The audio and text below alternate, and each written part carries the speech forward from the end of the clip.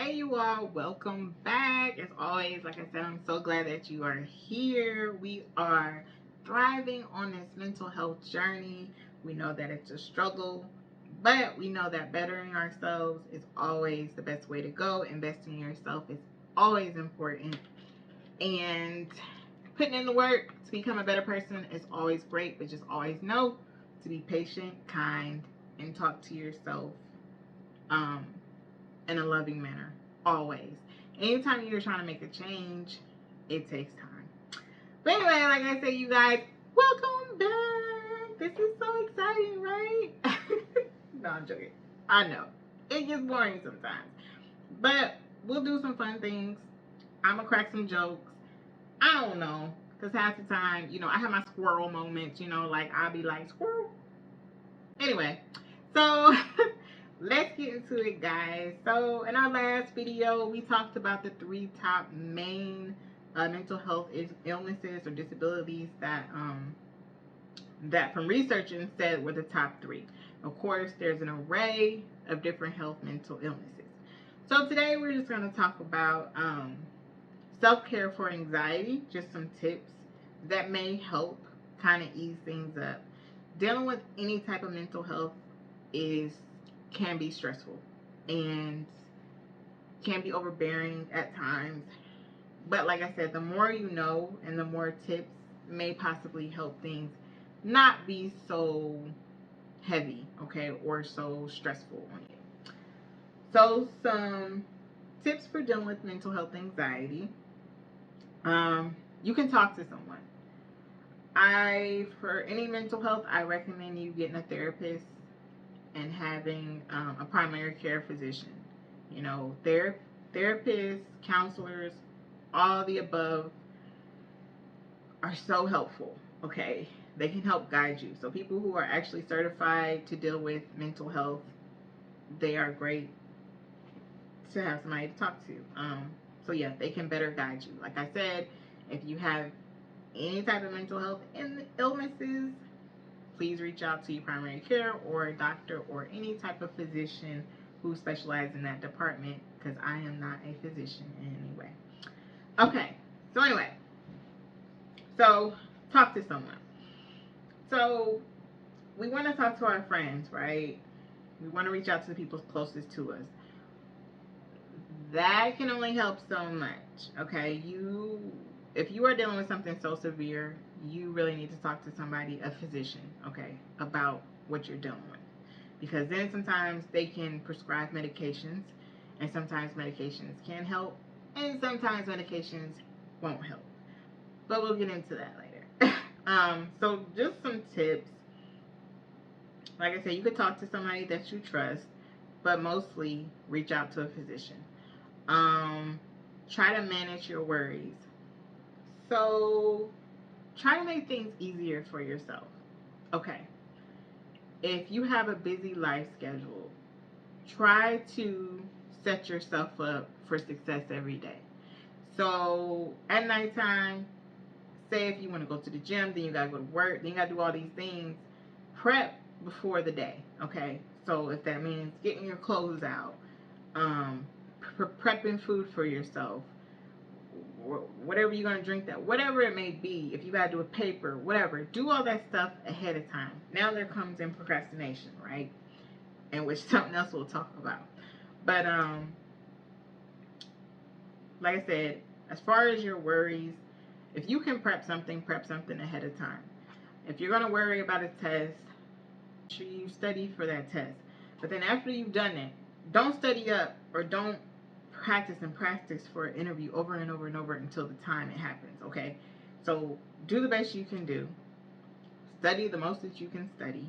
And then there needs to be a cutoff time where you're like, okay, at this time, I'm done. I'm just gonna stop, and I'm just gonna ground myself, and I'm gonna calm myself down, because I don't like tests, but I worry a lot. I have anxiety. Okay, so what happens is I worry about the test. I worry about how it's gonna be. I worry about this. I worry about what, and you worry so much that it can make it worse for you. Okay, so the best thing is to do, study as much as you can, and just be like, hey, it's gonna be what's gonna be.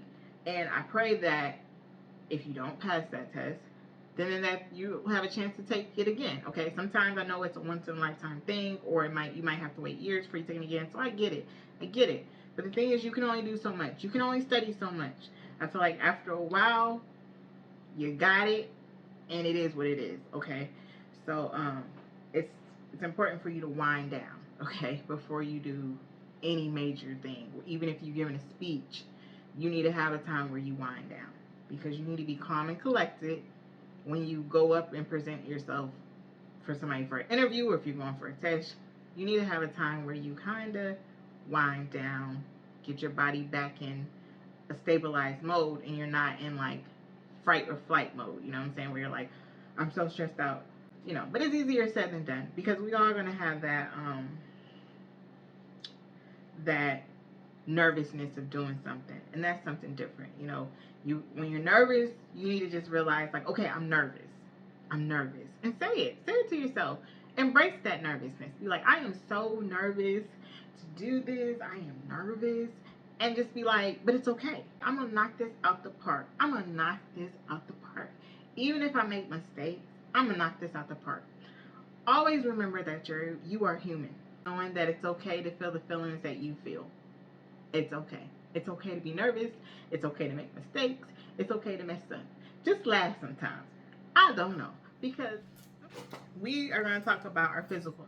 As far as anxiety and physical health, getting in the gym or getting active, being active, what happens is you kind of get, I feel, more confidence within yourself. It's weird, because once you start working out and being more physical and being more active, it does cause you to be more confident. Okay? And sometimes when you're more confident, you won't stress over things you feel like you can't handle, because building that physical strength also relates to building mental strength. Believe it or not, they tie in hand. Having a strong mental can make you more physical, and having a better physical can help your mental. It can help you think clearer. Okay?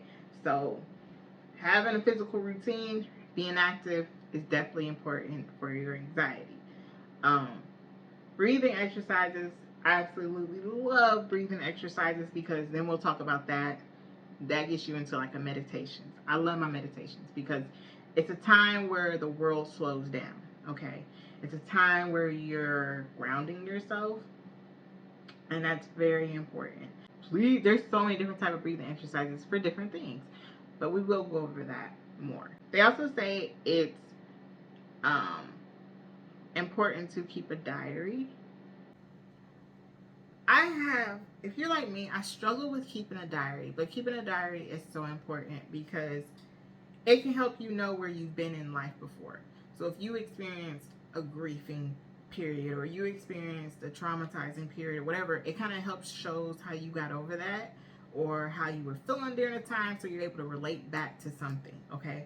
And sometimes being able to be like, oh my gosh, I was at my worst at this time, but I'm better now. I overcame this, and this is what I did to overcome this. So a journal just kind of tracks how you're feeling. If you're lately you've been feeling more sad, or lately you've been feeling more happy, you can kind of see how you're moving if you write it down.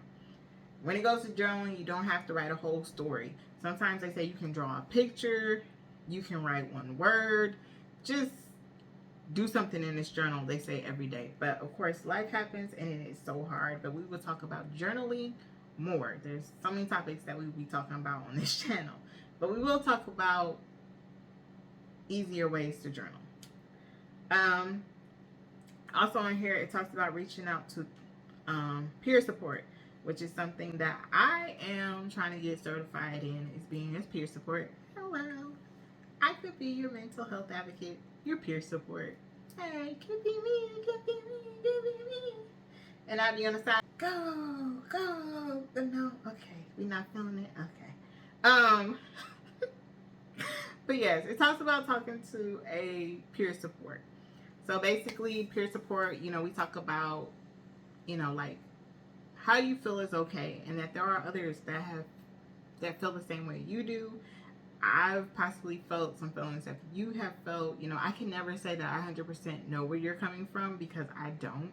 But I have felt the feeling that you're feeling. So if you're feeling anger or upset or anxiety, or I can relate to those things. You know what I'm saying? I not have experienced what you experienced, but I have experienced the emotion that you are experiencing. So, we'll talk about all that and connect you to some different things that you can do and any type of help you need. That'd be kind of my thing, talking to you and connecting you with different resources. So yeah, kind of like a mental health buddy. Hey. No? Okay, I'll try. Those are some things that might help make things easier. But like I said, all these things we're gonna eventually. I keep hitting my baby. So I'm gonna take a minute. I know this video is kind of running long, but this is my baby Iris. I've been growing her now for almost 2 years, and she is gorgeous.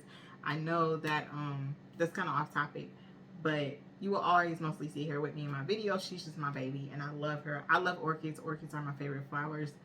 But yes, this is Iris, and this is her new spike that I have grown. This is my first spike that I've ever grown, so I'm so happy for her right now.